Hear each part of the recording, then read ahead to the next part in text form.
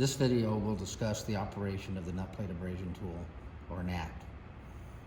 The NAT consists of 6 components: an upper handle, a lower handle, and 4 nut plate inserts. In addition, you will need the appropriate sized abrasive pad.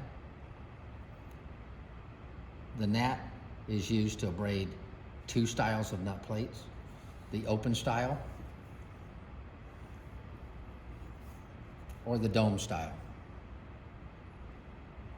For this video, we will abrade the open style nut plate. But for clarification, when you choose the nut plate insert, it fits into the base of the tool or lower handle.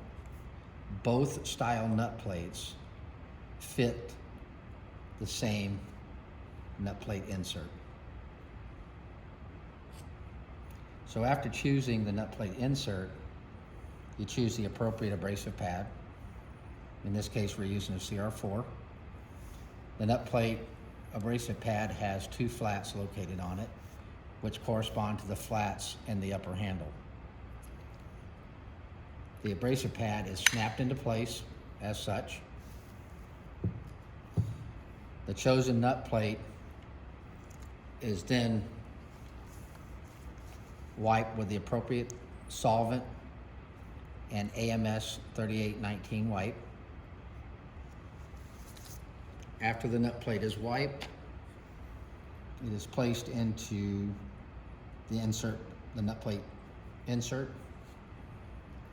The fixture on the nut plate is fed through the hole into the center of the abrasive pad in the upper handle.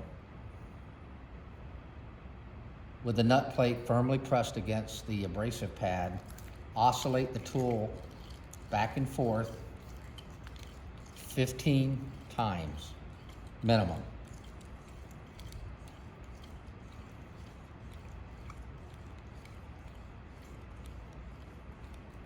At that point, you separate the upper handle from the lower handle. If the nut plate stays with the abrasive pad, very carefully remove the nut plate without touching the abraded surface. Place the nut plate back into the nut plate insert. Observe the surface for uniform abrading. At that point, it is suggested that you check the surface for proper abrasion using a surface analyst or SA unit.